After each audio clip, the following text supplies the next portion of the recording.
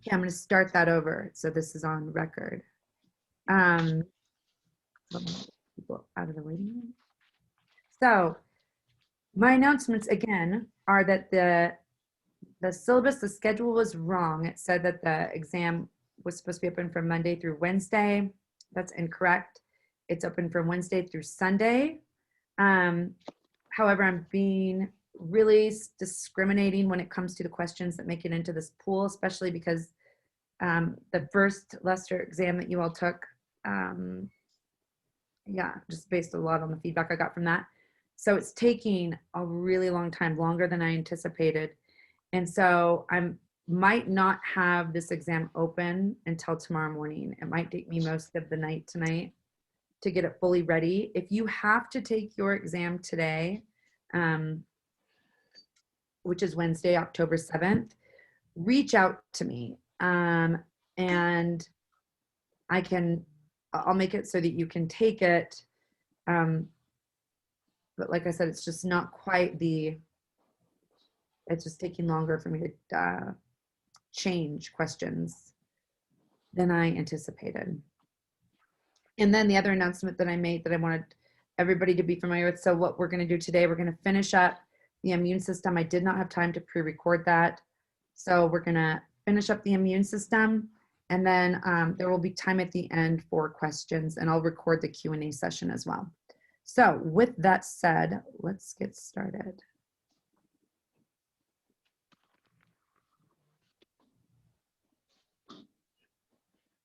Okay, so we left off right here.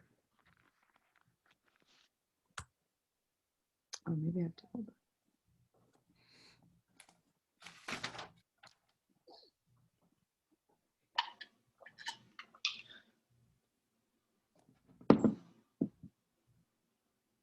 We left off right here, getting into talking about antibodies. And everybody aside from me should be muted. So if you could just take one moment to make sure that you're muted, otherwise there'll be background noise. Okay, so I can still hear people in the background.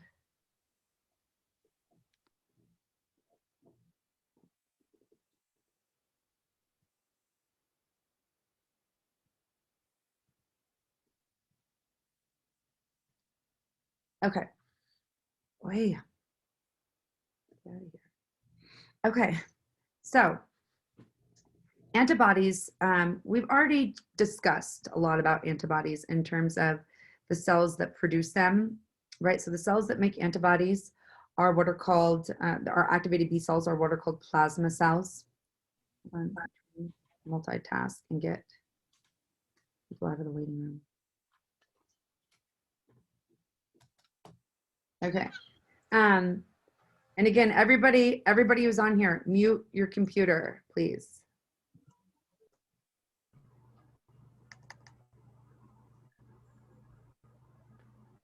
Hold on, guys. I can tell that somebody's not muted and it's driving me crazy.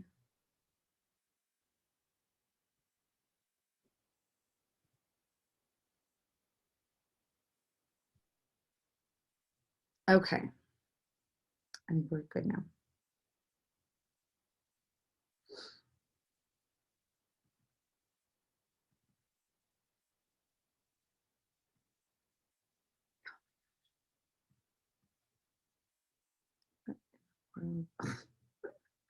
I'll just have to edit out all of this after the fact. Hold on, guys.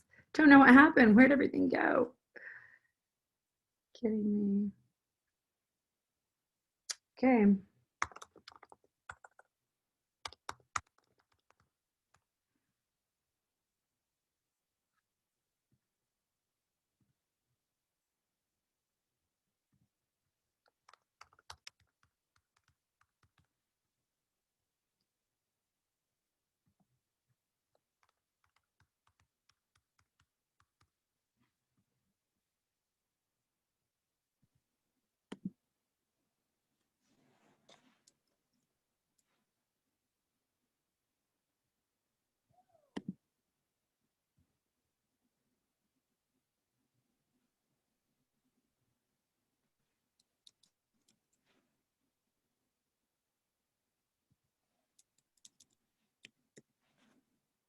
I can hear somebody typing. Please make sure, everybody, check your computers. You need to be muted.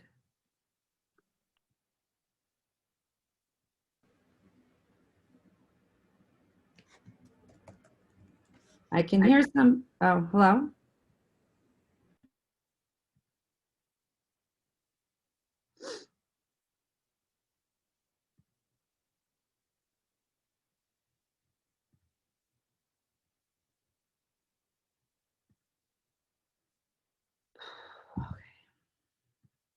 I don't know how I got out of this, but I did.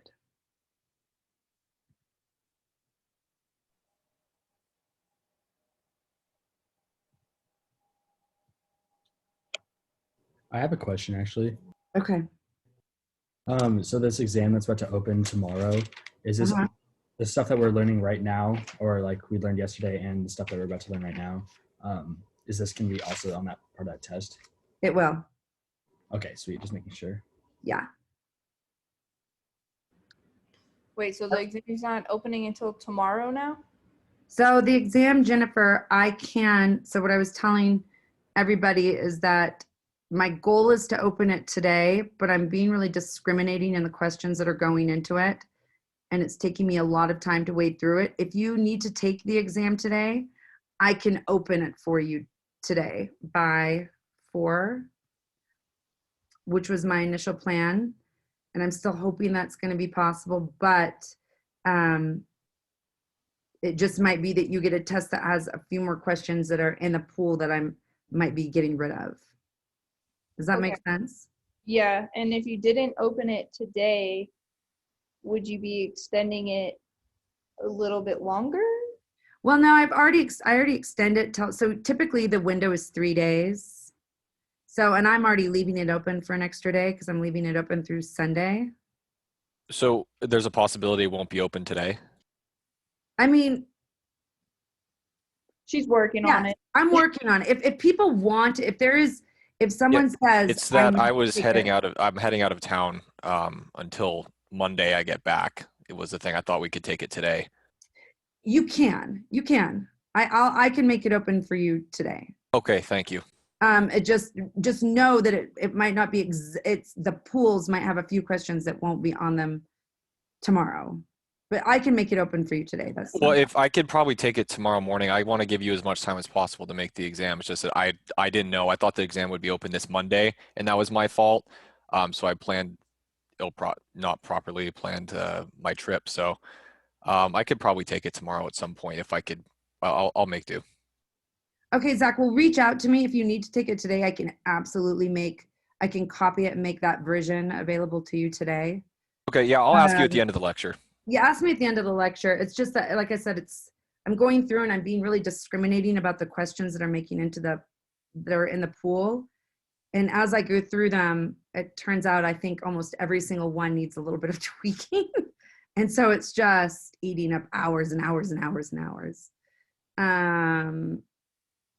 Not everyone, but anyway, yeah. But it's proctored on Proctario, meaning I can take it at midnight if I had to, type thing. That's correct. You can take it anytime. And if it turns out if people need to take it on Monday, because this is an abnormal, I am kind of changing things last minute with regard to not having it open. I normally would have it open this morning. So because that's not happening, I can open it up for people on Monday. If that ends up being a problem, just reach out to me. Yeah, I'm actually solve a lot of problems if it was open next Monday as well. Okay, I'll leave it open through Monday if people want to take it Monday. Hypothetically speaking, Monday would work for me as well, but I can take it at midnight if I have to. Okay, well, I'll leave it. How about this? We'll just make the blanket decision right now. Let's leave it open through Monday. We'll leave it open through Monday at midnight. Yes. It gives people the weekend to study if they want that. It's taking me a bit longer to get through this material than I had originally anticipated to begin with. So it maybe helps eliminate some of that stress for everyone. Yeah, that'd be great. Thank you. Okay. Yeah, Yeah. No problem. Okay. So let's get to it. You guys can see my screen, right? It's just your face. Oh, well, we don't want that. Sorry, I didn't mean to say it like No, that. no, no, no, no, no. I did mean to say it. It's definitely not. Yeah, okay. Now you can see it, right? Yes. Okay. So we are going to start in, and what we're doing in this last part of the lecture is we're going to finish up talking about the adaptive immune response. We're going to talk about antibodies, and then we're going to talk about some of the ways in which antibodies protect us. We'll talk about vaccinations, and then we'll finish up kind of talking about some of the mechanisms that underlie other homeostatic imbalances of the immune system, specifically HIV infection. So that's just kind of what this lecture looks like.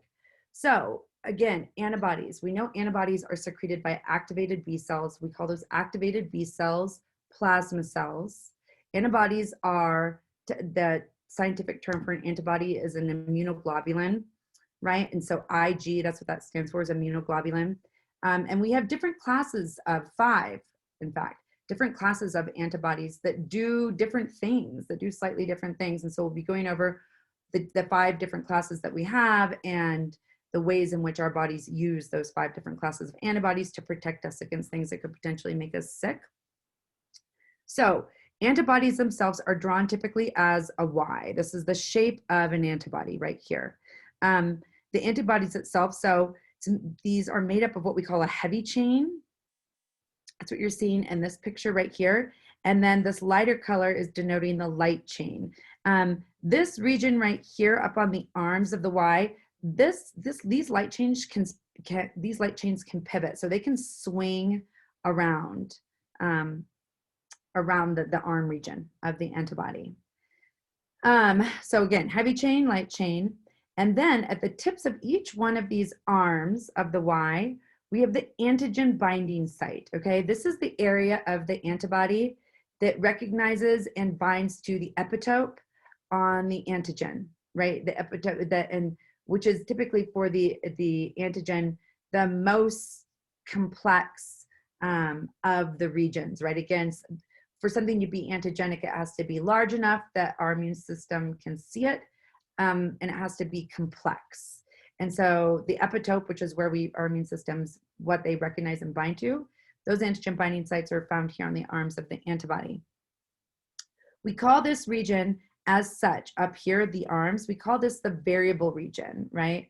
And it's called the variable region because our bodies have the ability, our B cells, to essentially scramble this area to make it such that we can recognize, for all intents and purposes, an infinite number of antigens that are out there, okay? The mechanism by which that happens is beyond the scope of this class, but the take home for you all right now is that these variable regions are highly, are incredibly various when it comes to different antibodies, right? Not different antibodies for the same antigen, but different antibodies. And this variable region, this pocket here, this antigen binding site, is highly specific in that it binds one and only one epitope on an antigen, okay?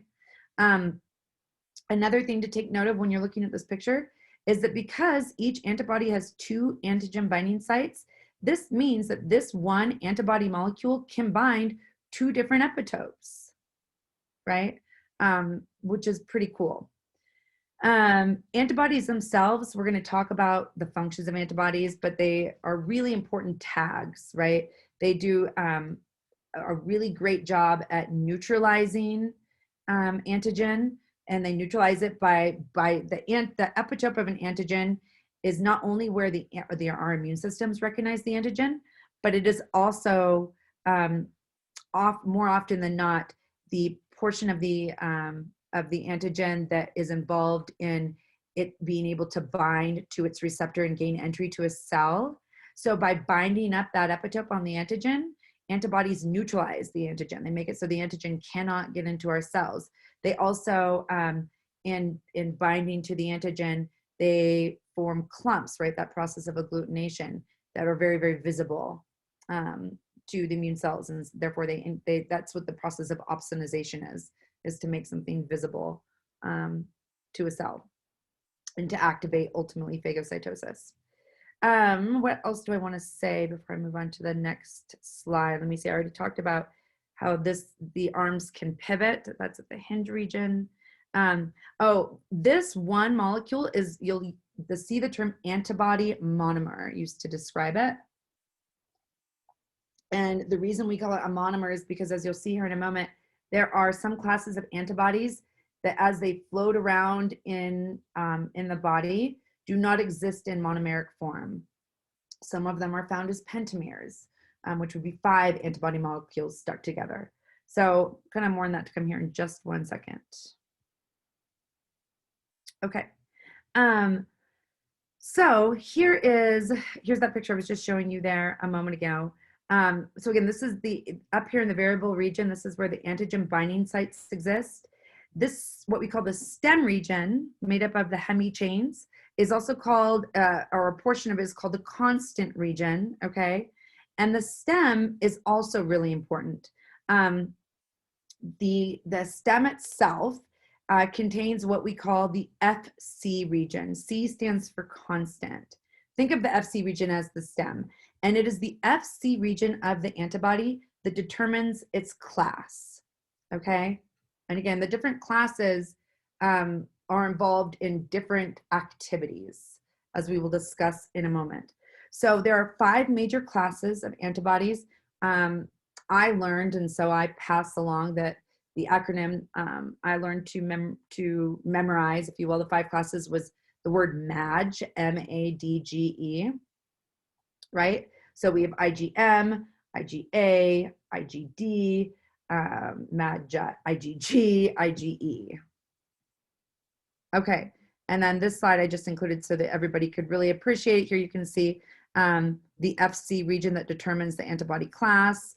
Again, remembering that C stands for constant. So this region is conserved amongst a particular class of antibodies, right? All IgM molecules will have the same Fc region. All IgA molecules will have the same Fc region. Every one of those molecules, of course, will have different antigen binding site in these variable regions, but the classes all have the same Fc regions. And then along those same lines, the Fc region of an IgA is going to be different than the Fc region of an IgD. Okay, so now we're going to talk about how antibodies protect us. What do they do, right? So as I just mentioned a second ago, neutralization is a really, really important way in which antibodies protect us. So the way this works is that antibodies, again, will recognize on their antigen binding sites, they will recognize the epitope of the antigen, and they will bind to that and therefore make that region unavailable to bind to receptors on cells, and therefore make that, in this case, a virus, incapable of entering a cell, right? Tying this into what's going on with current events right now, Regeneron's monoclonal antibody cocktails, the 2 monoclonal antibodies that they have, I think it's just 2 that they're using to treat the coronavirus COVID infections. Likely the main way in which those antibodies work is through neutralization. They are designed to recognize one of the spike proteins that are really important for the coronavirus to get into to certain cells.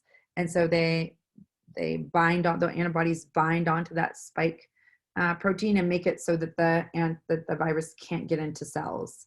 So it's a really important way in which antibodies protect you. And keep in mind, right, that this is, when we talk about destroying, it always kind of irks me a little bit when people say, oh, antibodies destroy whatever to, destroy the pathogen, because they don't really. What they do is they neutralize or they target for destruction. Whatever it is they're designed to recognize that could be potentially disease causing. Okay. And this, I should say, all 3 of these processes up here involve the antigen binding site of the antibody binding to the epitope of the antigen. These 3 processes down here involve the Fc region of the antibody, okay? So going back up here, neutralization, that is the process by which antibodies recognize the epitope and they bind to it via their antigen binding sites on the variable regions of the arms of the antibody, therefore making that that epitope unavailable so that the virus can't interact with and gain entry to our cells. Agglutination is the process by which antibodies will again recognize and bind to the epitope on the antigen they're designed to recognize, and they form cross links. So they will bind. This is a common process that occurs with bacteria. Antibodies will recognize and bind to, and it might be for bacteria, right? The polysaccharide, the capsular, it is going to have several different antigens with several different epitopes on it, right? So in this process, it could be still that these variable regions recognize slightly different antigens, but both are recognizing antigens that are found on the surface of this bacteria. So they bind to and they start to cross-link, and they form this big clump. And those clumps are very visible to phagocytic immune cells. And then precipitation. Precipitation is a particularly effective way in which antibodies protect us against toxins, which are soluble particles that are harmful. And antibodies are really, really cool in that they can recognize free soluble antigen, right? That's different than the way a T cell, for example, protects you. That if we're a T cell, that antigen has to be presented in the context of MHC, but not so with antibodies. They're so tiny that they are able to recognize and bind to tiny, tiny, tiny soluble particles. So, and in doing so, they will form this insoluble complex, antibody complex, and that complex then typically precipitates out of solution. And when it precipitates out of solution, it becomes visible to the immune cells that can then gobble it up and present it to T cells, for example, if we're talking about macrophages that can come along and clean up these complexes that precipitate out. And then, again, there are three ways in which antibodies work that involve the Fc portion of the antibody.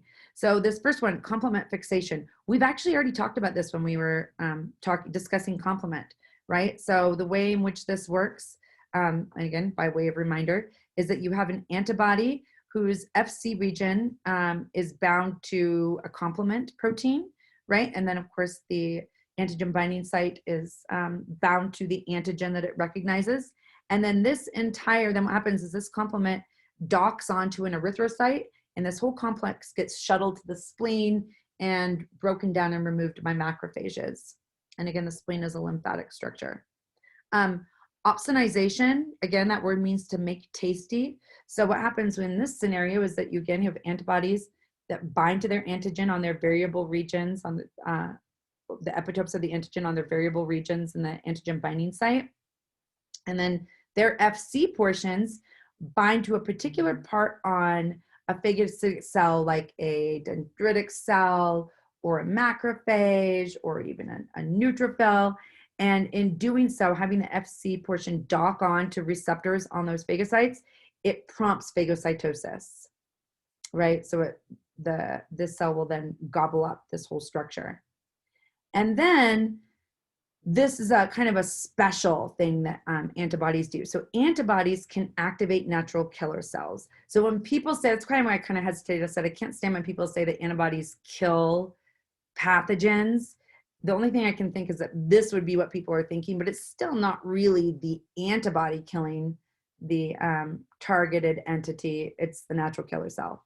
Anyway, maybe that's nuanced. I'm not sure, but all the same, what antibodies do in this context is that the antibodies will bind the epitope on the antigen they're designed to recognize, and then the Fc portion binds to an area on the natural killer cell, and binding there essentially activates the natural killer cell. And then the natural killer cell, like the cytotoxic T cells, will release perforin, which will drill a hole in the targeted cell, and then granzymes, which will induce apoptosis of that targeted cell.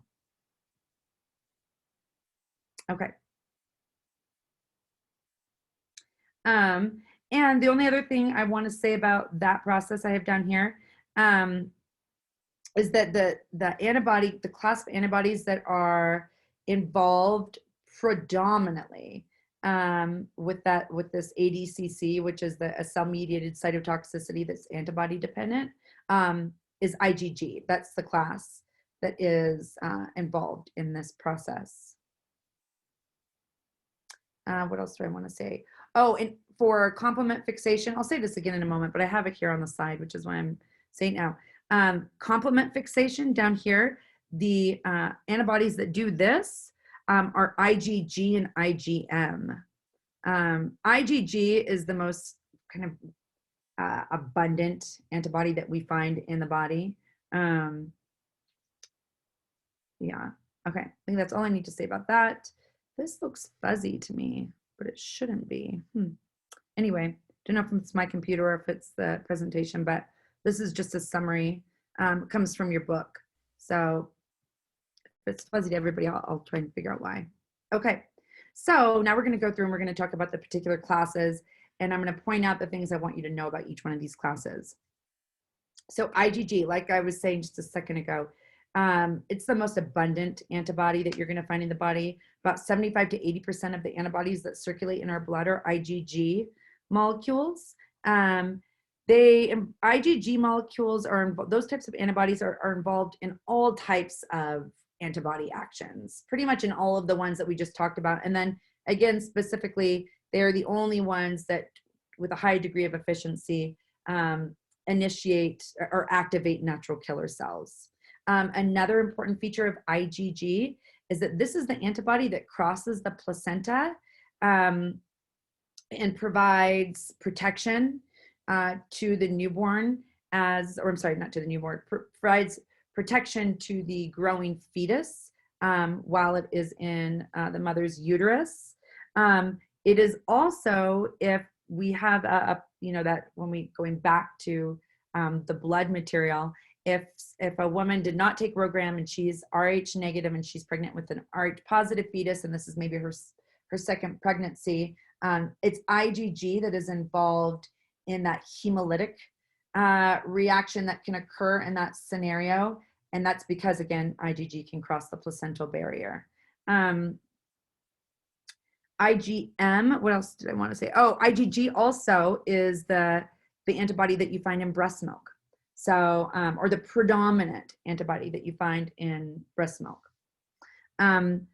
So IgM is, and if you're using this table to study with, I don't expect you to know the half-life. I think it's kind of interesting. You can see here, IgG molecules are pretty long-lived and they're found in monomeric form. Okay, so, but I don't expect you to memorize this information. So IgM is a class of antibodies that is typically found in pentamer form, which is what you're seeing here. This type of class of antibodies is really, really good at agglutination, right? It's also involved in complement fixation and very much so in neutralization, right? And that's because it's got 5 antibodies, so it has 10 potential, it can bind up to 10 potential epitopes on antigens, right? So it's really, really effective at agglutination, neutralization, and it's involved in complement fixation. This is also the type of antibody that is most highly involved if blood transfusions are mismatched, and the reactions, the huge inflammatory response that results from that is due to the agglutination because it involves these IgM pentamers. Okay, IgA. So think of IgA as, it's usually called secretory, a secretory antibody, and that's because you find it in the secretions. So you find it in breast milk, just like IgG.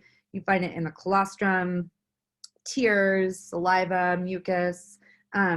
This particular antibody is found in found in a dimerized form, so it's a dimer, and it is really good at neutralization, just like IgM, and also agglutination, just like IgM. And again, it's associated with the mucous membranes because it's found in areas where there are a lot of secretions.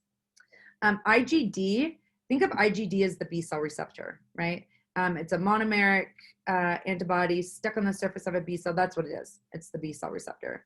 And then finally, IgE. So IgE is also found in monomeric form. It is not a really abundant antibody, especially here in the United States. It's a type of antibody that is particularly good at recognizing and binding to the antigenic parts of parasitic organisms, right? So it's good at recognizing, binding to parasitic organisms, and then at the same time, it's good at having its FC region can bind to mast cells and basophils and cause them to degranulate and release histamine, right? As such, IgE is the antibody that is oftentimes involved in inflammatory types of conditions like asthma. And that's because, again, they're just so good at causing mast cells and basophils to degranulate. We don't, again, because we don't run into a ton of parasites in the United States, we wear shoes. Anyway, we don't run into nearly as many as other places in the world. So we have, relatively speaking, low circulating levels of IgE by and large. Okay, and like I said, class switching, I'm just mentioning this so you guys know. I've already mentioned it a couple times so that you know that it's a thing. But a class switching is when you have a plasma cell that changes the type of antibody that it produces, right? And that particular process takes place when a T helper cell tells the plasma cell to do so using its cytokine profile. And it's beyond the scope. The mechanisms by which this occurs are beyond the scope of this class. Okay, and then memory. I think I've hammered this concept pretty well, but again, memory is a very, very important aspect of the adaptive immune response. Memory results in having cells, long-lived cells that can be activated and called to action, or activated and then activated to effector cells very quickly. So quickly that, in fact, hopefully, we don't even become symptomatic, right? And here is a graph that's just showing you that phenomenon, right? So the first time we get exposed, as you can see here, the first time you get exposed to an antigen, it takes about, I don't know, anywhere from a week to maybe even 10 days before you start to really get any kind of robust antibody response, right? It's about day 10 where you see appreciable levels of IgM, and it's really not until, after 2 weeks that you see appreciable levels of IgG. This is first exposure, right? So this is what we call the lag phase. This means that you got exposed, someone coughed in your face, you got exposed on day 0, and you do not see any type of an antibody response at all until about day 3 or 4, right? And then you start to see an antibody response, but it takes about a couple weeks before those antibodies are effective at helping to neutralize or to help your body rid yourself of that particular infection. So during these primary responses, we get sick, right? So you get sick. This is what happens. You get the measles, you get sick. But then after this, right, you now have memory cells. So the second time you are exposed to that same virus, this is what that looks like. So here's the lag phase here. You get it, here's someone coughs in your face, day 0, and you can see on that first day that you were exposed, your IgG and your IgM levels start to skyrocket, right? And so this, you don't get sick during secondary responses because you get a response that's happening practically immediately, right? When you look at the lag phase from the primary compared to the lag phase for the secondary. And vaccines, which we'll talk about here in just a second, that is really the basis of vaccines. The idea of a vaccine is we are going to expose you to the most antigenic part of the pathogen.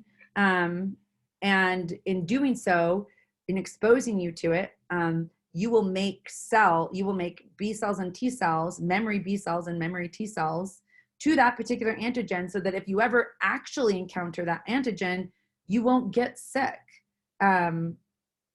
which is pretty amazing if you think. I mean, it's a really powerful tool at helping to protect us against becoming very ill. Wait, I have a question about that. Sure. So is the lag phase like directly caused by IgG and IgM? Is the lag? No. The lag phase is the phase during which, so the lag phase is, you can think of, for example, somebody coughed in your face, right? And that virus got into your nasopharynx. Within that area, it's, again, this is the first time you've been exposed to it, so you have no memory cells. So this is when you have, let's say, the virus infects a cell, and then a macrophage comes along and gobbles up that cell, presents the antigenic portion of that cell in its FC and its MHC class 2 receptor to a T helper cell.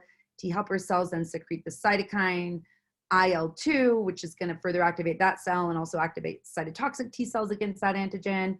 And it will also then secrete IL-4 to activate B cells, and then the B cells. So the lag phase is the phase during which all of those things that just even activate the cells against that antigen, that's when this is happening. So you're really, during the lag phase, you're not getting any response, any true response.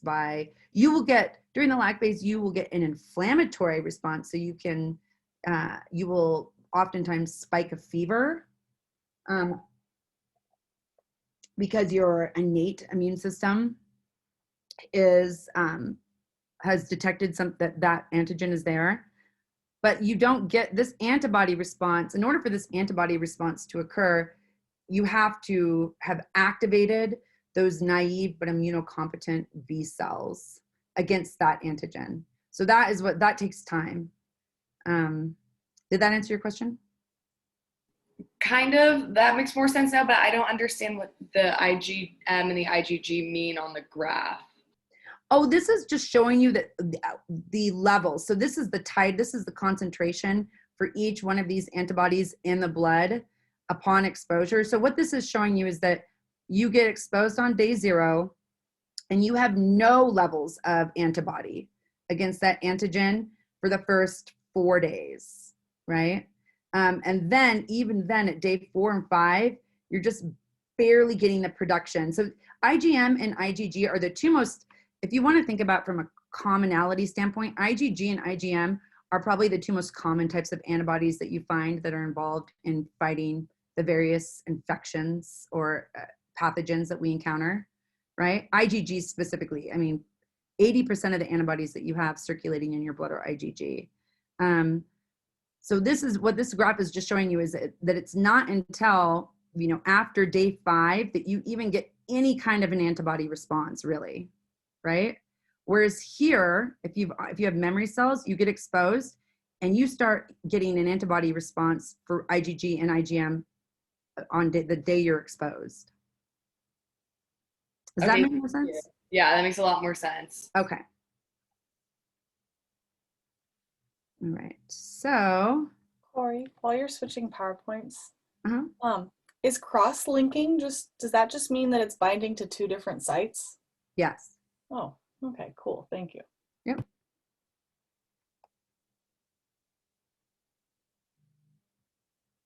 Okay. So, yeah, so this slide kind of goes, this is the same thing we were just looking at, just in a different form, right? So a titer, and I think I've covered most of these concepts, but a titer, again, is what we do to determine the concentration of an antibody in the blood, circulating concentration of antibody in the blood. And again, if you were to expose somebody, so here's the primary exposure, here's the concentration on the Y, and then time, over time, days on the X. So if you expose somebody coughs in your face here, right, on day 0, you're really looking at, about a week before you get any kind of real response by antigen or by antibodies, sorry. And then what happens, but at the end of this phase right here, now you have memory cells. So if you encounter that same antigen again, you start to get, huge increases in levels relatively quickly, right? So that's kind of the take home with that concept. We covered all of that. I'm trying to think if there's anything else I want to say. Yeah, just keeping in mind IgG, right? The most abundant antibody that we find, circulating antibody that we find in the blood. And that's why secondary responses are so effective, is that the lag phase is much shorter in a secondary response than it is in a primary one, because we have memory cells. Okay, so now we're going to go through and we're going to be talking about different types of immunity, right? And I really like this graph as kind of a summary slide. So we have two different types of immunity, active and passive, when we discuss immunity, right? In the context of talking about, and this is kind of going to bring us into vaccines, for example. But we have active and passive immunity. And the difference between active and passive immunity is that with active immunity, any process that is active immunity is a process that involves your own body making antibodies or making memory cells against an antigen, okay?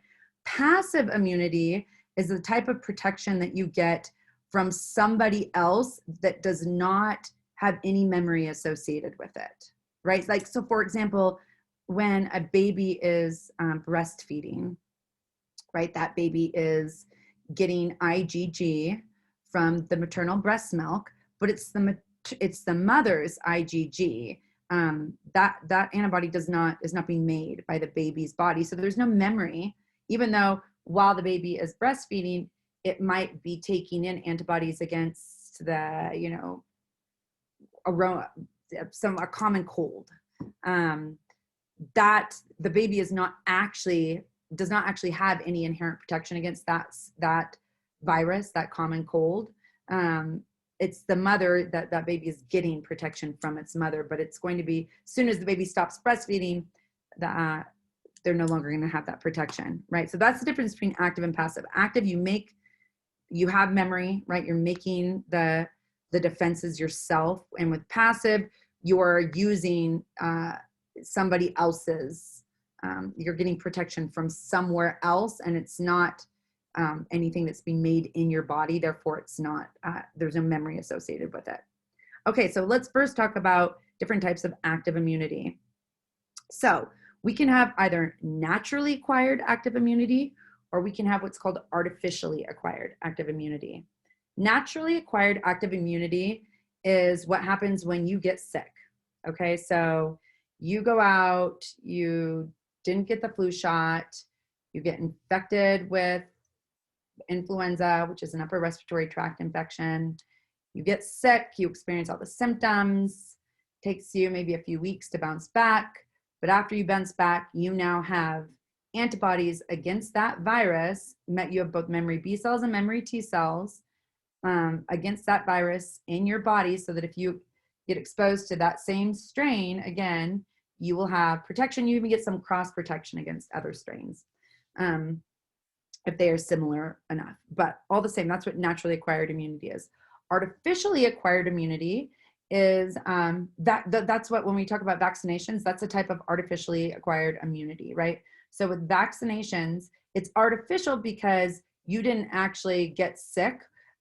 We gave you, we gave you a vaccine, and within that vaccine, as we'll talk about in a second, might not even, and likely, in fact, won't even really be the virus itself. It'll just be a portion of the virus that's really antigenic. And so we give you a portion of the virus, you start making memory cells against that antigen, that epitope. And then if you actually do get exposed to the virus, now you have protection.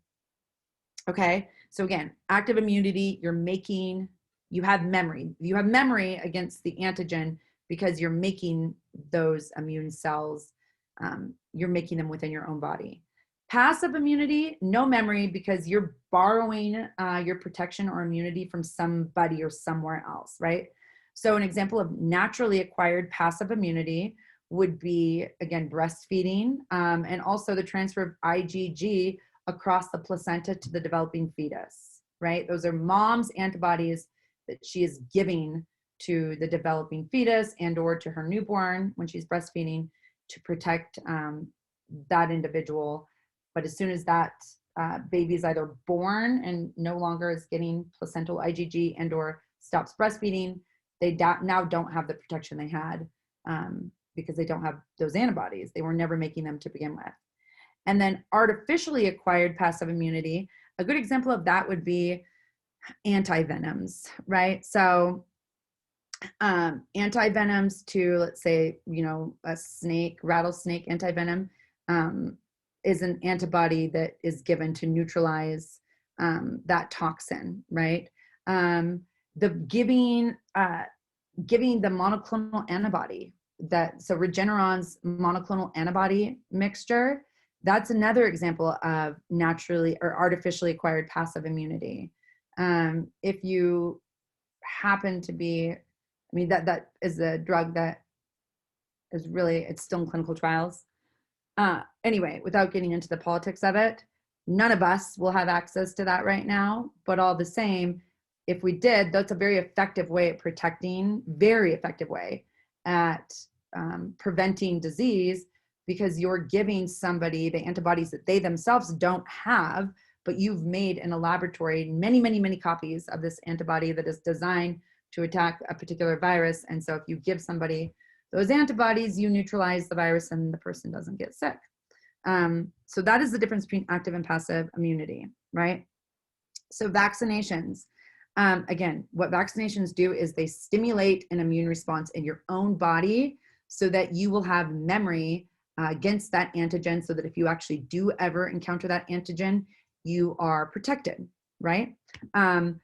For them, there are some different types of vaccinations. Some cause a more robust immune response and therefore have better long-term memories than others. As such, there are some vaccinations that we have to get booster shots for. And what those booster shots do is they just kind of remind our immune systems that, hey, remember you saw this? Why don't you beef up your memory reservoir? So there are the four most common types of vaccinations that we have are what are called live attenuated, inactivated, what we call subunit, also called recombinant, or I should say they're called recombinant, but these would include subunit vaccines, polysaccharide, various conjugate platforms that exist, and then toxoid vaccines, right? So live attenuated vaccines are vaccines in which it's the virus is given, but the virus is weakened. And so they tend, by and large, historically speaking, have been the most effective at producing memory and therefore giving you that secondary response that will make it so that you don't become symptomatic. And that's because you're giving the person a weakened version of the virus so that their body can see all parts of the virus and mount a very robust defense against, again, for one virus might, and they usually do have many, many different epitopes on them. So giving somebody the weakened virus allows for their body to see all of those different parts and to make memory cells against all of those different epitopes, and tend to be very, very effective. The problem with live attenuated vaccines is that people who are immunocompromised, they can be contraindicated in people who are immunocompromised, people for whom, and this doesn't, but it has historically happened, the live or the weakened vaccine isn't basically weak enough. And so in some individuals, it can be, the virus can be infective enough that it causes the actual illness, like what was seen with polio. So live attenuated vaccines, although very, very effective, and we know a lot more about live attenuated vaccines now than people knew in the 60s but all the same, yeah, that's the deal with them. An inactivated vaccine is still I'm using virus, but just I want everybody to know the same thing can be done with bacteria and is done with certain bacteria, but I'm just using viruses as an example. So, or I'm wrong, polio was an inactivated. So an inactivated virus is similar to a live attenuated in the sense that it's the whole virus, but in this case, it's not weakened, it should be dead.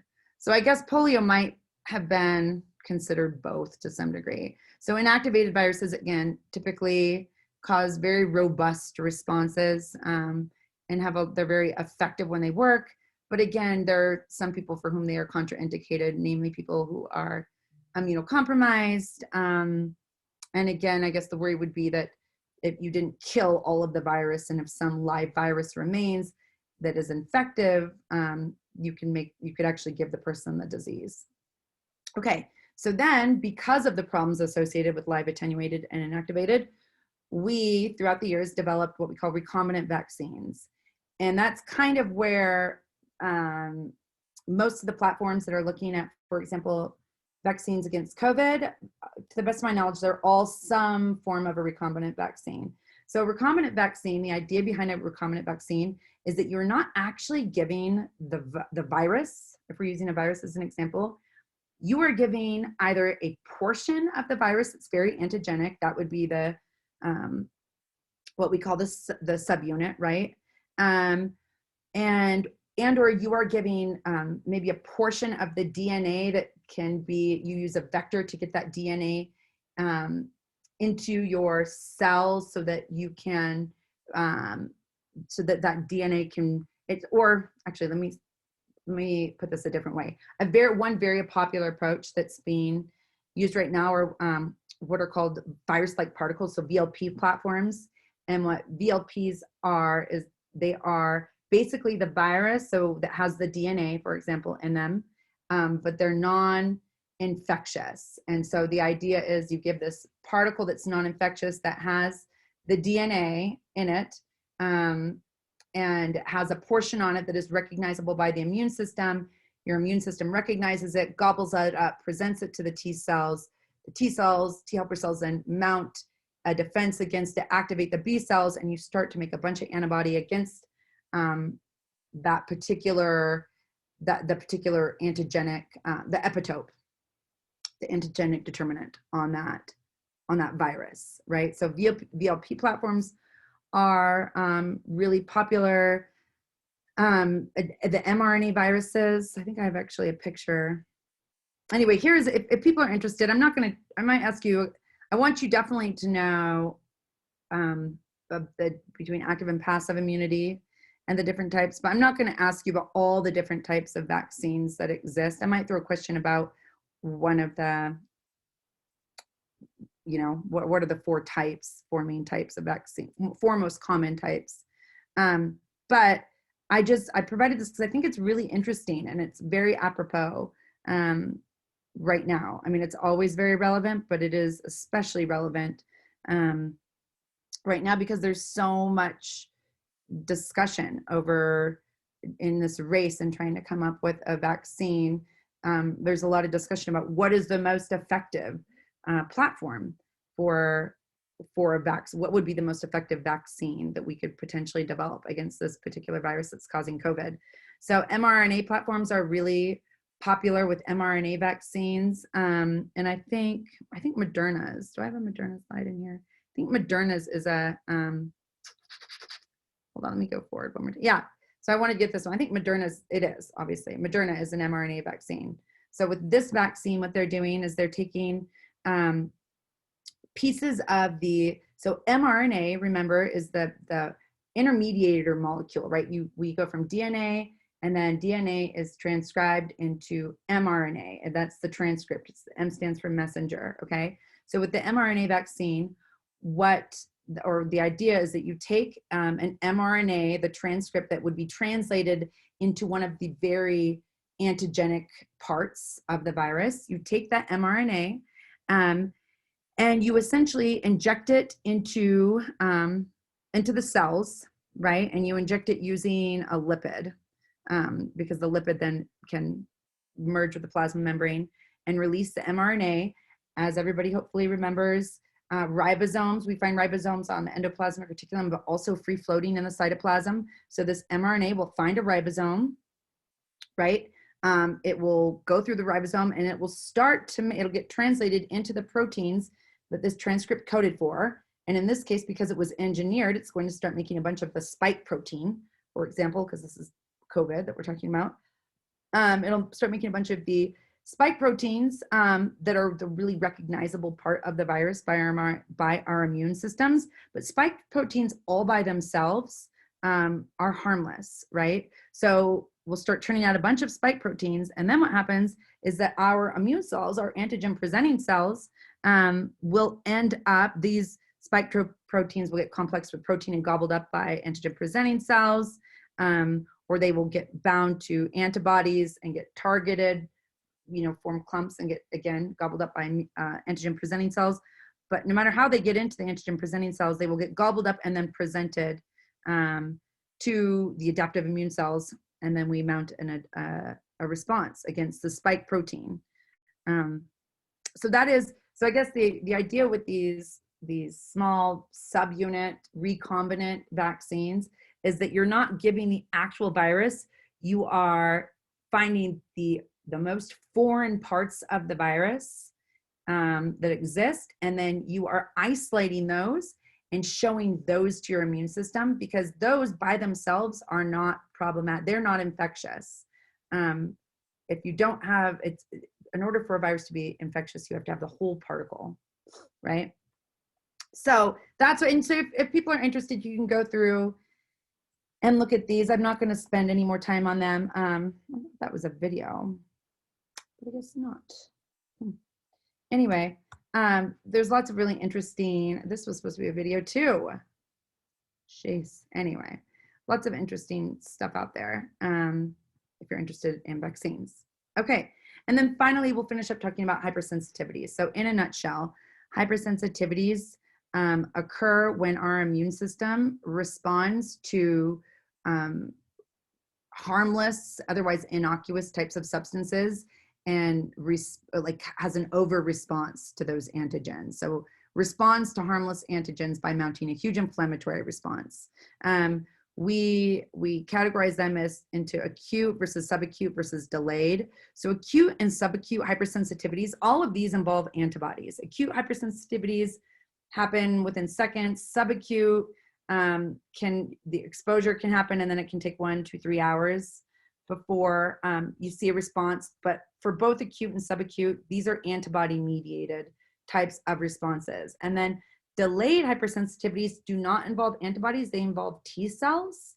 And in all of them, I should say, you can ultimately, if the inflammation is not controlled, all three types can result in anaphylaxis. And anaphylaxis is a phenomenon by which a person's, well, a variety of things happen, but the thing that kills somebody acutely is you get this inflammation that causes bronchoconstriction, and a person's airway is shut down and they stop being able to breathe. So it's like inflammation gone way, way, way wrong. Right, so, and here are just some examples of each of these. Acute hypersensitivities, it's, again, you're mounting a defense against something that's really non-infectious and harmless, like, for example, pollen or the peanut antigen. And it can, symptoms can range from having watery eyes to full-blown anaphylaxis. Oh, I thought I had another slide. Anyway, so that's all I want you to know about hypersensitivities. And then finally, let's finish up talking about the mechanisms behind AIDS. So AIDS stands for acquired immunodeficiency syndrome. The infectious agent of AIDS is the HIV virus. So HIV stands for human immunodeficiency virus. And this is a virus that specifically attacks immune cells. And so what ends up killing people if the HIV is not controlled if people develop full-blown AIDS and that's the viral load is not managed, what kills people is essentially what we call opportunistic infections. You know, this picture down here is showing you an example of something called Kaposi's sarcoma, which is a kind of cancer that we normally do not see. It's a cancer caused by viral infection. Many viruses can cause cancer, right? Which is one of the scary things behind getting, looping this back to COVID or with the coronavirus. We just don't know. We don't really know what the long-term ramifications are for infection with this virus, even for people who are asymptomatic. We don't know. Well, there's just not enough information. This could be a pro-oncogenic virus years down the road, right? Which is why preventing infection to begin with is so important. Okay, but what happens with HIV? HIV is, I'll go through the molecular mechanisms here in just a moment, but again, it's opportunistic infections that typically are what kill somebody who has HIV that's caused AIDS. It's someone develops the disease process AIDS when their T helper cell count drops below 200 cells per cubic milliliter, right? And suffice it to say that's really low. It's not enough T helper cells. So how does it happen? And I should say, and hopefully a lot of this is background information, but HIV, the virus itself is spread in secretions, mostly blood, right? And then also vaginal secretions and semen are the most common routes of transmission. Very, very low viral loads in other secretions like saliva and tears. You can find scant amounts, but not high enough levels to be considered infectious. It's really blood and then semen or in vaginal fluids that are the main routes of transmission. So how does this particular virus work? Well, this particular virus, if you look at it up here, has these little spikes coming off of it, right? As most viruses do.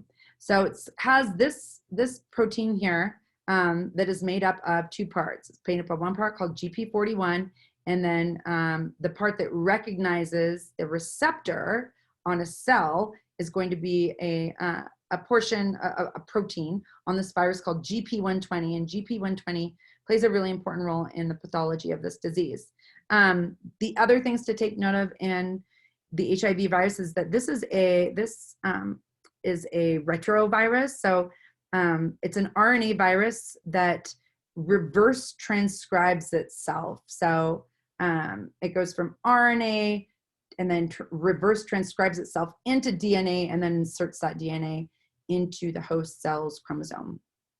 Okay, so how does this virus infect cells? Well, this virus infects cells by having GP120 recognize and bind to two receptors. So I should say GP120 and GP41, this complex together, binds to and recognizes two receptors, and both receptors are required to get into a cell. So the first receptor is CD4, right? So where do we find CD4? Well, we've already talked about CD4 positive T helper cells, right?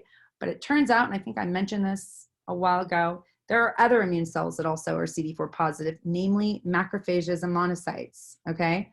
And then the co-receptor that is required is that there are one of two different co-receptors. So one is called CCR5 and the other one is called CXCR4, okay? Those are the co-receptors. So the first thing that happens when HIV gets into the system is that initially the only receptor that it needs is CCR5. Okay, so in order, again, it needs both receptors to get into a cell. So it's looking for a cell that's going to have both CD4 and CCR5. So it's going along and it encounters a T helper cell. Well, great, T helper cell has CD4, but T helper cells do not have CCR5. They have what's called CXCR4 on their surface. So initially, HIV cannot infect the T helper cells. The cells that do, however, have CD4 and CCR5 are macrophages and monocytes, and then also dendritic cells, but I'm not going to ask you about that. I want you to just think about macrophages and monocytes. Macrophages and monocytes have CD4 and CCR5. So initially what happens when somebody becomes exposed is that their macrophages become infected with this virus. And during this period of time, the virus uses the macrophages to make a bunch of copies of itself. And in the process of doing this, the virus does not actually kill the macrophages. It buds off of the macrophages. Macrophages are relatively hardy cells. But during this period of time, this is when the viral load is going up, but the person is not symptomatic because their immune cells aren't dying in the process. But then what happens, and this is when before we knew much about HIV, before we had the medications that we have now to treat them, this would be the period of time during which a person got infected. They would exhibit symptoms right away, like a fever and a rash, but then they would recover, and then they would be fine for years and be perfectly healthy, because it's during that period of time that the macrophages are infected and the viral load is just going up. And then what happens during the life cycle of this virus is that there is an inevitable mutation that takes place in this virus, in which all of a sudden this virus is not going to use CCR5 as its co-receptor, it uses CXCR4. So at some point during the life cycle of this virus, now this virus can infect cells that are CD4 positive and CXCR4 positive. And the cells that fit that profile are T helper cells. And T helper cells are, in the process of the virus getting into T helper cells and budding off, T helper cells are destroyed. So that's what happens. So then those cells, when the virus can now use CXCR4, they get into the T helper cells, and T helper cells start being destroyed, the counts drop, and this is when people start developing opportunistic infections and start to get really, really sick.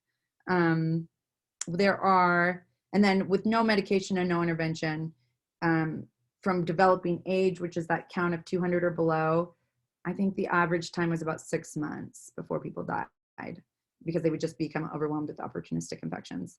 So there are many different approaches to HIV as far as treatment, prevention.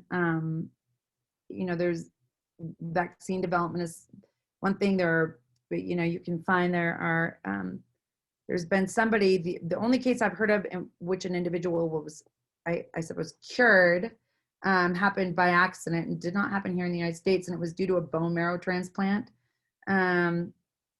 So again, you wipe out somebody's bone marrow and you give them new marrow and therefore new blood cells, and you wiped out the source of infection, which were the immune cells and the host immune cells. So that said, bone marrow transplants are not, they're like not no big deal, right? They're a very intense type of procedure. So treating somebody with HIV by giving them a bone marrow transplant, you're going to be doing more harm than good, probably. Because we now have many medications that are effective at keeping viral loads very, very low. So low, if someone is follows their regimen very tightly and is very diligent, you can drop viral loads down to points where that individual is no longer considered infectious. Anyway, that's it. Oh, and here's just another slide that you guys can use that, is looking very grainy. But anyway, this is another slide that just goes over that if you're interested in the specific mechanisms in which HIV, again, reverse transcribes itself back into DNA, integrates into host DNA, and then buds off. That's what's shown here. Okay, guys, so that's it. Believe it or not, with not a lot of time left, we are finally finished with the immune system. So, yeah, so that's it. So, again, the exam, I will open it and I'll send out an announcement. And if this does not work, I know that there are only 46 people on this call right now, and there are 289 of you, I think, in the class. So if anybody needs to take the test today, or if you have friends in this class and you hear that they need to take it today, reach out to me. I will honor that because I did say it would be open today. But I will, if you're able to take it tomorrow, wait until tomorrow to take it, because it will be anyway, it'll be a better test. So that is, and again, I'll leave it open from tomorrow through Sunday, or I'm sorry, through Monday. And we will be having class on Monday. And on Monday, we will be starting in on the respiratory system, I think, right? Is anybody looking at the schedule? It's respiratory. I'm pretty sure it's respiratory. Respiratory, right? Yeah. Yeah. Okay, great. So we'll do respiratory and then we'll do into digestion. And believe it or not, I know that it feels like lab is way far ahead of us right now, but we will catch up with them. We will, just wait for it. So we'll be doing respiratory system next week and then digestive system. And because you do 2 weeks in lab on digestive system, we will catch up with the lab at the end of next week, because we'll have gone then through 4 lab classes and then we'll all be caught up. It's kind of crazy how it happens, but yeah. Does anybody have any questions before? Let me check the chat. Are there going to be any fill in the blank questions on the exam? Nope. Thank God. Thank you. Yeah. And Cameron, so this PowerPoint, everybody, is in, has everybody seen the week 7 folder? I didn't put like a little, anyway, it's the last folder that I added. I can put these in the week 6 as well, but these PowerPoints are in the week 7 folder. So, but I'll send an announcement out about that too if it's not clear.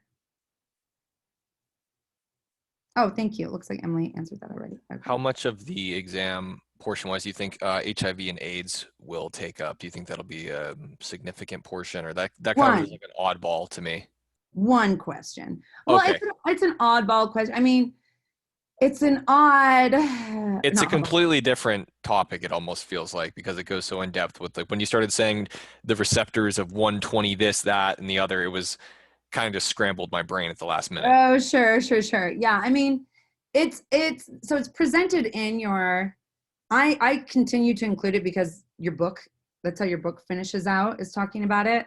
And I think the reason they've included it is because it helps kind of synthesize this idea of pulling together, you know, parts of cell biology with transcription and translation, and, you know, talking about cells. This is a virus that specifically infects immune cells, but yeah, I would say one question.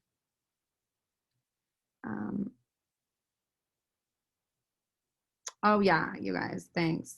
I'm happy. Thanks to everybody for being flexible. I know that this has been just an atypical semester. An epitope. So Natalie, an epitope is the portion of an antigen that is recognized by the immune system. Okay, perfect. Thank you. Yeah. Yeah, so I mean, yeah, so antigen, epitope is on an antigen. It's the portion of the antigen that is really recognizable.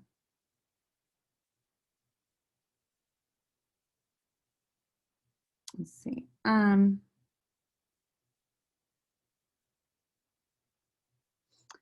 So Hannah, this is a good question. I don't know. So do I think it's, so I think by and large, so the question, I hope you don't mind if I read to everybody, but I think it's a good question, is it basically, is it better to expose yourself and let your immune system take over, or is it better to kind of, I guess, hide away, you know, in this scenario that we're in right now? Is it better to wear a mask, or is it better to expose yourself, get the virus, have memory, and then hopefully build herd immunity, right?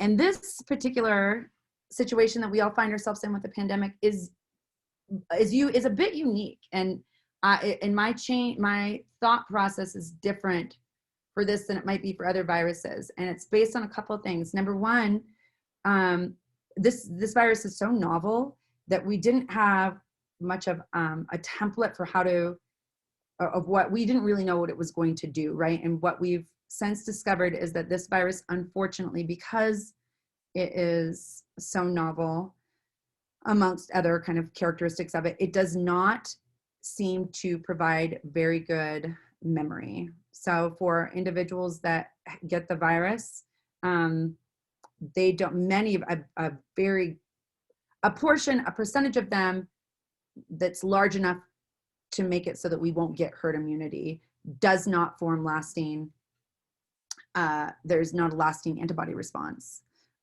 cell-mediated or humoral response to this virus.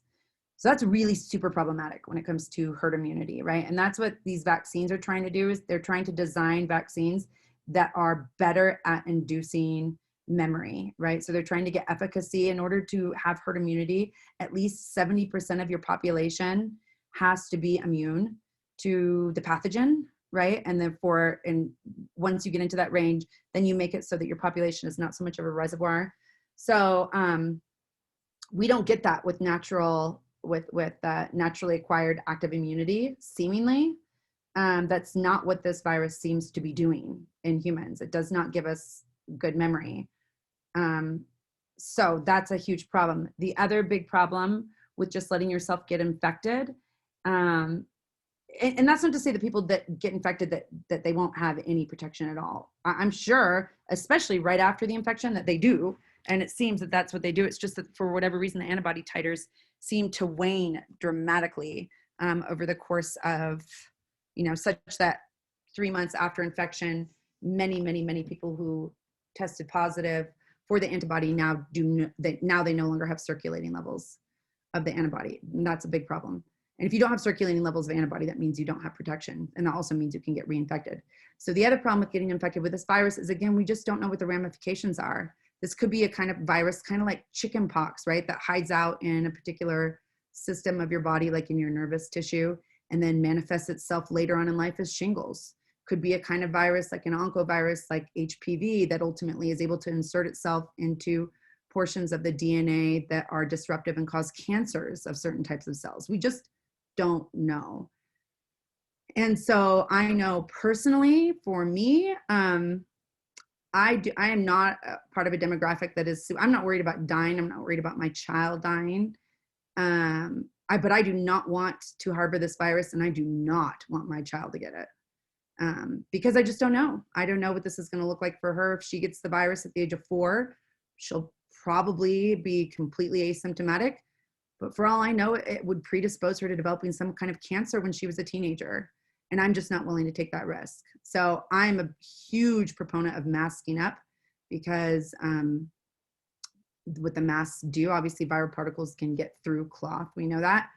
But much of this virus gets trapped in droplets and spit and saliva, rather. And so you just decrease viral load. We also know that viral load plays a huge part in the pathology of this virus and all viruses, right?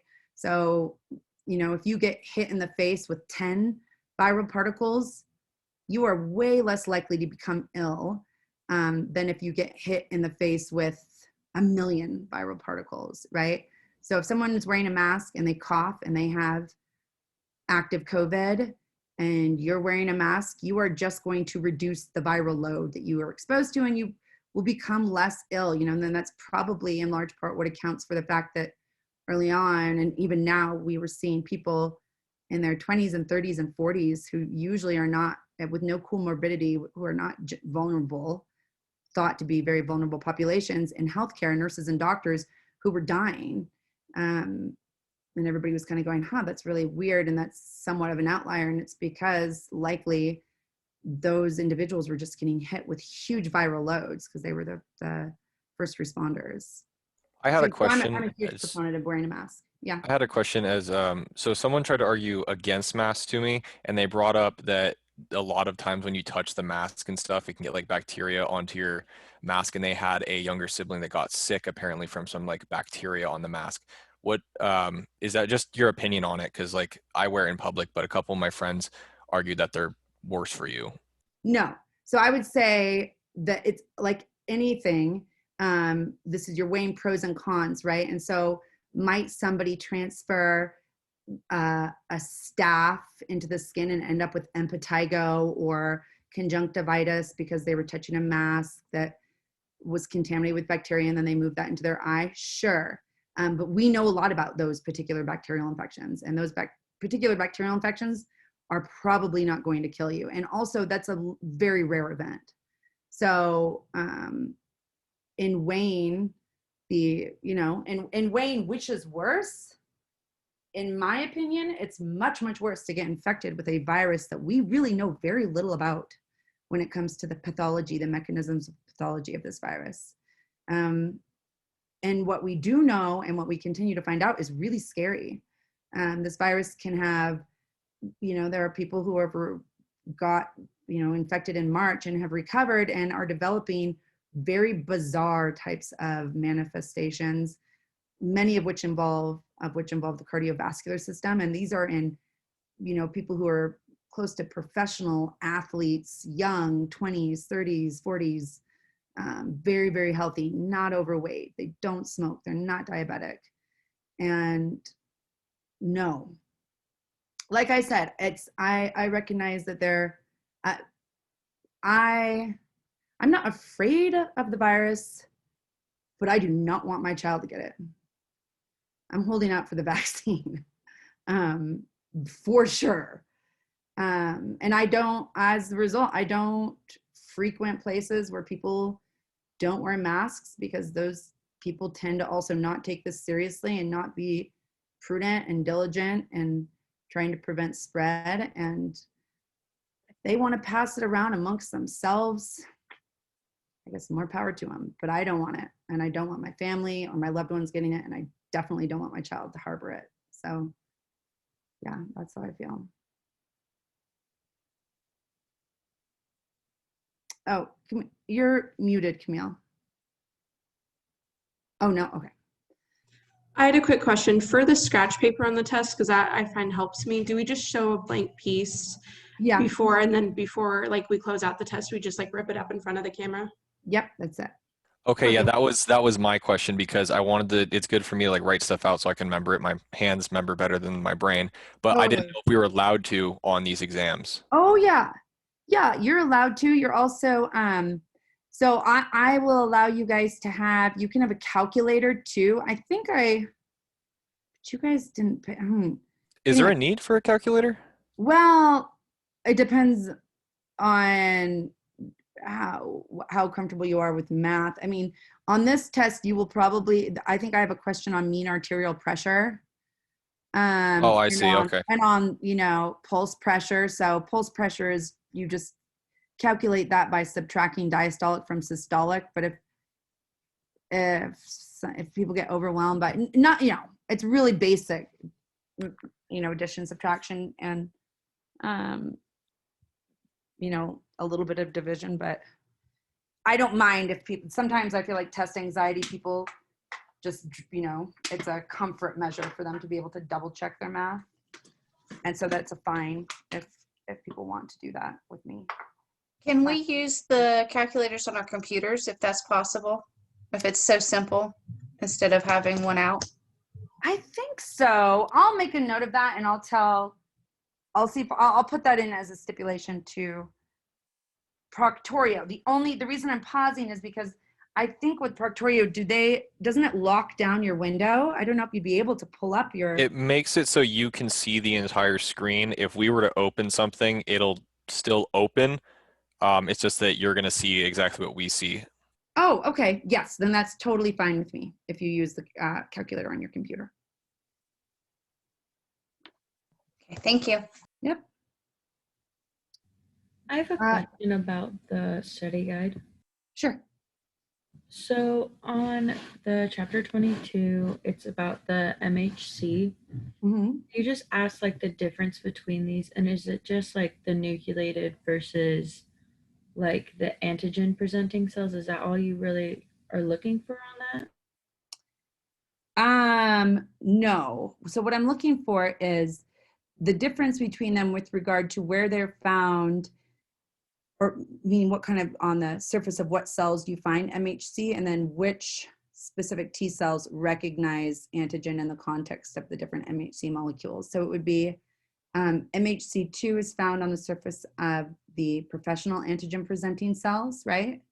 And T helper cells see antigen in the context of MHC2. And then MHC1 is found on the surface of all nucleated cells, and cytotoxic T cells MHC antigen in the context of MHC1.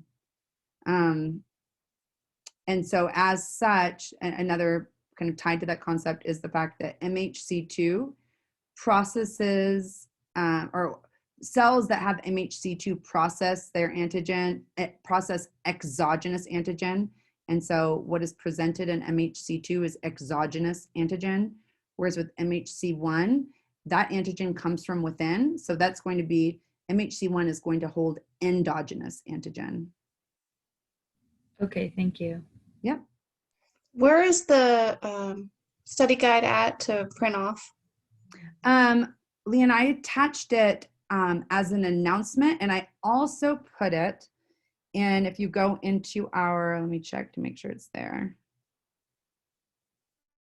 Yeah, if you go into course information, at the very bottom, there's a folder and it says Lecture 2 Review Guide. So it's in those 2 locations. Perfect. Got it. Thank you. Yep. Antigen presenting cells. Tom, you should know, so how much should you know about antigen presenting cells? You should know, do you mean professional antigen presenting cells? You should know which cells are professional antigen presenting cells. So that would be dendritic cells, macrophages, monocytes, and B cells. You should know that they present exogenous antigen in the context of MHC2. And you should know that the type of cell that recognizes antigen in MHC2 is a T helper cell. And then you should know, and then make sure when it comes to activation of T cells, cytotoxic, T helper, and B cells, you know the cytokines that are involved in those secondary activation steps. So IL-2 for cytotoxic and T helper cells, and IL-4 for B cells. Do we show the camera the blank? Yes. Yeah, Caitlin, that's what you do. You just show the camera the blank piece of paper and then rip it up. Describe antigen and antibody. Sure. So the difference between antibodies are small proteins, immunoglobulins, that are made by your B cells, by activated B cells. And they are made and secreted, and they are each one of the, on the arms, the variable region of the antibody. Each antibody has 2 spots where it can bind, recognize, and bind to an antigen. Where it does that, that's what the epitope is. So antibodies are small proteins made by activated B cells called plasma cells that are there to recognize and bind to foreign antigen. Antigen is, think of an antigen as a cell identity tag, or not even just an identity tag. It's something that is antigenic is something that is recognizable by the immune system. So antibodies recognize antigen. So all of the, Vivian, all of the Zoom recordings, if you go into, on our Blackboard course site, if you hit the same link that brings you to the link for this, our Zoom session, so go hit Zoom meetings. And when you do that, in the upper right, or not upper right, kind of mid-screen, it'll say cloud recordings. If you hit on that tab, it will bring up all cloud recordings that were recorded using this link, and it lists them by date. So that's where all of those recordings are found. It's possible to go over blood flow of the brain. Blood flow of the brain. Katya, could you be more specific? You mean like circle of Willis? Blood flow through the brain, like through the circle of Willis? So you don't need to know that for lecture. I mean, when you talk about myogenic and metabolic controls, what you do need to know is the response from like vasodilation, vasoconstriction, the response of the body, systemic response of the body to increases in those levels. So for example, if somebody is retaining a lot of carbon dioxide, like holding their breath, right? Their pH, the blood pH will drop. And in response to that, or actually a better example, I think an easier example to picture would be you're sitting on your leg, right? And so you're compressing the vessels, and so you're going to get a buildup of CO2 in your leg because blood flow is not happening as easily. So the blood pH will drop, which means hydrogen ion concentration goes up in that area. The effect that has on the vasculature is to cause vasodilation, to try and increase blood flow and remove those excess hydrogen ions, right? So that, but as far as, so that would be the metabolic and the myogenic component. But don't worry, I'm not going to ask you any questions about the circle of Willis and blood flow through the brain. No problem.